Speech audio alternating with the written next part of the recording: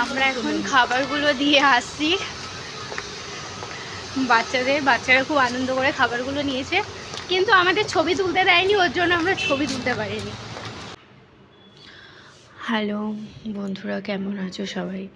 এই যে দেখো সকাল সকাল আমি পায়েস রান্না করছি, কারণ আজকের দিনটা আমার কাছে ভীষণ ভীষণ ভীষণ স্পেশাল। কারণ আজকের দিনে আমার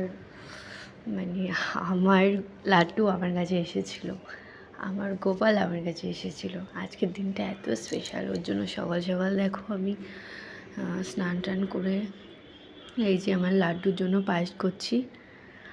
তো এই যে দেখো পায়েসটা প্রায় হয়ে গেছে। তো পায়েসটা করে আমি আর কি ঠাকুরকে ভোগ লাগাবো, কারণ আমাদের একটা কালসুজ আছে, তার জন্য আমরা আর কি এবার জন্মদিন পালন করতে পারবো না সেভাবে। ওর জন্য পায়েসটা করে আগে ঠাকুরকে ভোগ লাগাবো, সেই ভোগটা আর কি আমার লাড্ডু খাবে, আমার জীবন্ত লাড্ডু খাবে। তো আজকে আমার বাবানের জন্মদিন। আর একটা জিনিস, আজকে আমার একটা অনেক দিন থেকে একটা ইচ্ছা ছিল, মনের ইচ্ছা, সেটা পূরণ করতে পারলাম। এটার জন্য আমার খুব ভালো লেগেছে, খুব খুব খুব খুশি আমি। এই যে দেখো পায়েসটা রান্নার পরে এই যে গোপাল আমাদের যিনি ঠাকুর আছেন আমাদের ভোগ লাগিয়ে দিয়েছি। তারপরে যে রান্নাঘরে চলে এলাম, চিকেন রান্না হবে আজকে।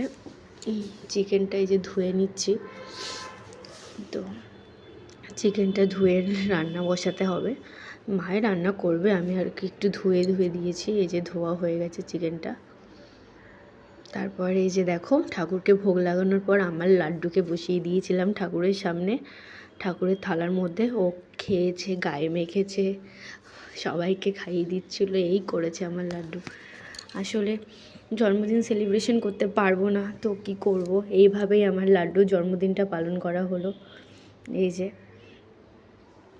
তো খুবই ভালো লাগলো, আমার অনেক দিনের মনের ইচ্ছা পূরণ করতে পারলাম তার জন্য। আর সবাই, সব থেকে বড়ো কথা, আমাকে সবাই সাপোর্ট করেছে, না হলে আমি সত্যি বলতে কখনোই পারতাম না এই কাজটা করতে আর কি। তো ভিডিওটা কন্টিনিউ দেখতে থাকো তোমরা। আমি আমার মনের ইচ্ছাটা পূরণ করলাম কি করে সেটা দেখতে পারবে। তো এই যে আমার লাড্ডু গোপাল দেখো খাচ্ছে, এই সত্যি আমার জীবন্ত লাড্ডু এটা। এই যে খাচ্ছে, নাচছে, সব কিছু করছে। এখানে হচ্ছে ঘরে, রান্নাঘরে চলে আসলাম আবার।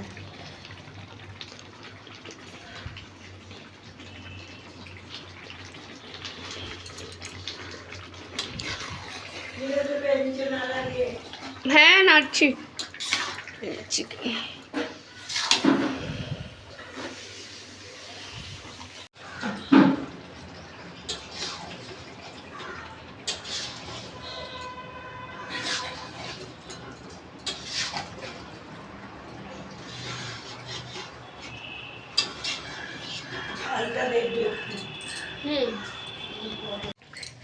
দেখো তোমাদের একটা কথা শেয়ার করি।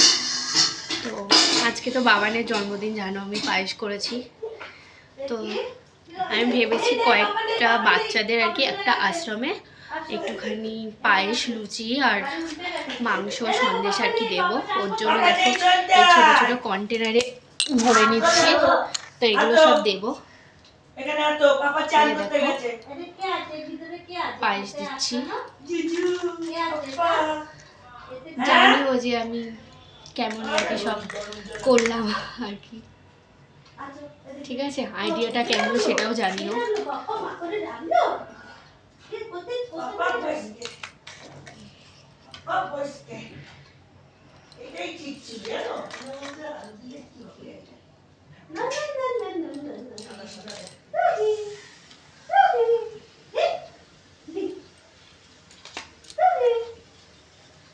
তো 15 জনকে দেবো আর কি।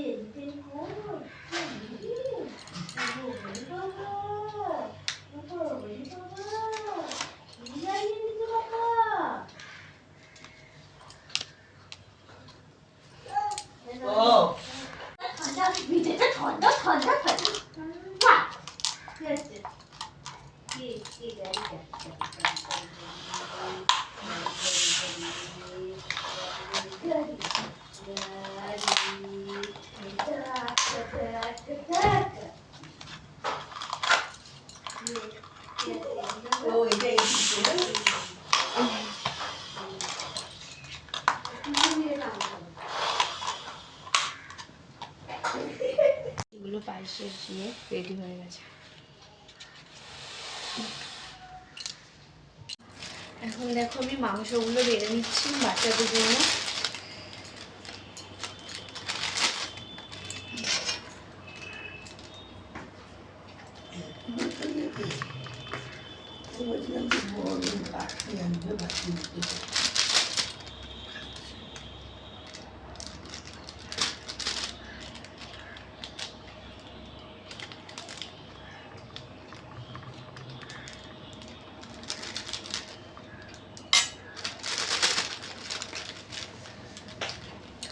ভিডিও দেখো এই প্রথম আমি নিজের হাতে বাড়ছি বাচ্চাদের জন্য, মানে যেখানে দেবো যে আশ্রমটাতে। খুব নার্ভাস লাগছিল, মানে কেমন একটা লাগছিল যে ঠিকঠাক দিচ্ছি কি না, ঠিকঠাক দিচ্ছি না, ঠিকঠাক হচ্ছে কি না, ওরা ঠিকঠাক খেতে পারবে কি না, এটাও আমার একটা মনে মনে হচ্ছিল। তো সেইভাবে ভাবতে ভাবতে আর কি এটা আস্তে আস্তে করে বেড়ে নিচ্ছিলাম, বড় বড় পিসগুলো ওদেরকে দিচ্ছিলাম। তো বেশিরভাগটাই লেগ দিয়েছি, তো সব তো আর লেগ পাইনি, তো বেশিরভাগটাই বড় বড় মাংস দেওয়ার চেষ্টা করেছি, কারণ ওরা তো বাচ্চা, তাই না, ওদেরকে আমি তো একদিনই দিচ্ছি, ওর জন্য একটু ভালো করে সুন্দর করে যেন খেতে পারে আর কি, ওর জন্যই ওদেরকে দেখে দেখে দিচ্ছিলাম।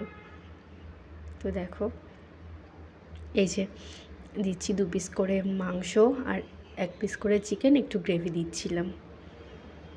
নিজের হাতে সবটা করেছি, মা করেছে রান্না, আমি সবাইকে বেড়ে দিয়েছি ঠিকঠাক করে। যে দিচ্ছি দেখো, নিজের হাতে সবটা বেড়ে দিলাম। জানি না কেমন হয়েছিল, ওরা ঠিকঠাক খেতে পেরেছিল কি না সেটা জানি না, ওরাই জানে।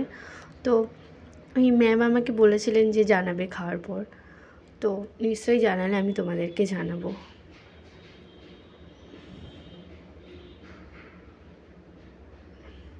তো দেখো আমি কন্টেনার আনিয়েছিলাম তিশানের পাপাকে দিয়ে, 4 পিস করে লুচি, একটা করে সন্দেশ কন্টেনার মধ্যে দিয়ে আটকে দিচ্ছিলাম আর কি।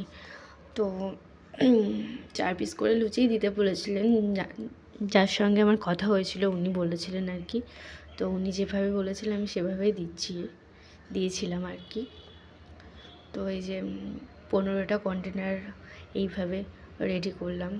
রেডি করার পর দেখো একটা ওই এই যে পলিথিন টাইপ নিয়ে, এই যে এই কাগজ ক্যারি প্যাকেটগুলো নিয়ে পায়েস লুচি, তারপর চিকেনটা তার উপরে পায়েস দিয়ে প্যাক করে দিলাম। তো এইভাবেই আর কি দিয়েছিলাম ওদেরকে। তো অনেক দিনের ইচ্ছা পূরণ হলো। আমি তিশানের পাপাকে অনেক বলতাম যে আমার না এরকম ইচ্ছা, আমার খুব ইচ্ছা যে আমি ওদেরকে খাওয়াই। তো ফাইনালি দেখো আমার তিশানবাবু এসে আমার ইচ্ছাটা পূরণ করে দিল, অনেক দিনের ইচ্ছেটা। এইভাবে একটা একটা করে 15টাই কমপ্লিট করেছিলাম, সব কন্টেনারগুলো রেডি করেছি।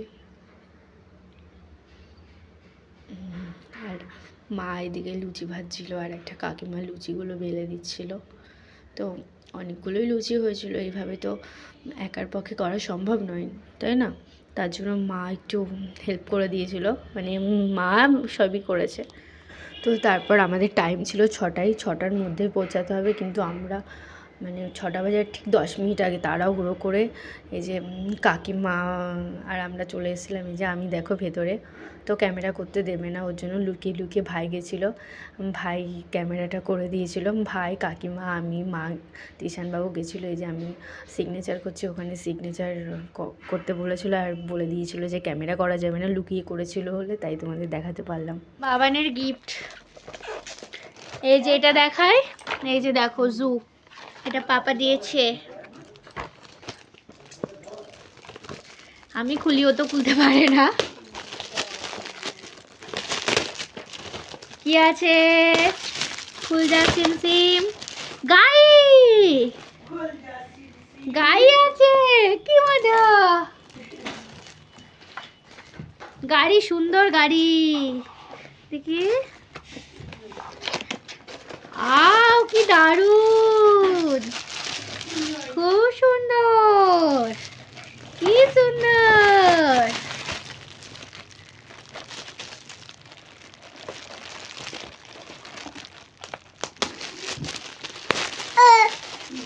আরেকটা কি আছে দেখি। ও বাহ, বাইক, কি সুন্দর। কোনটা? তোমাদেরকে আর একটা জিনিস দেখাইনি, সেটা হচ্ছে আমি একটা মেসে খাবার দিতে গেছিলাম, তো ওখান থেকে এই কার্ডটা বাবানকে গিফট করেছে। দেখো কি সুন্দর, বাচ্চারা নিজের হাতে তৈরি করেছে, দেখো দারুণ সুন্দর দেখতে। এই যে বাবানকে উইশ করেছে সুন্দরভাবে, কিন্তু ওর নামটা তৃষান না লিখে কৃষান করে দিয়েছে, ঠিক আছে, তাতে কোনো অসুবিধা নেই। এই যে খুব সুন্দর হয়েছে। আর আমার সবথেকে ভালো লেগেছে ওদেরকে আমি একবেলা খাবার দিতে পেরেছি, এটাই সত্যিই খুব ভালো লাগলো। আজকের মতো ব্লগটা এখানেই শেষ করছি। জানি না কখন এডিটিং করবো, এটা ছাড়বো, তোমাদেরকে দেখাবো। আর তোমরা অবশ্যই লাইক, কমেন্ট, শেয়ার করো আর আমার পাশে থাকো। তো আজকের মতো এখানেই শেষ করছি, টাটা।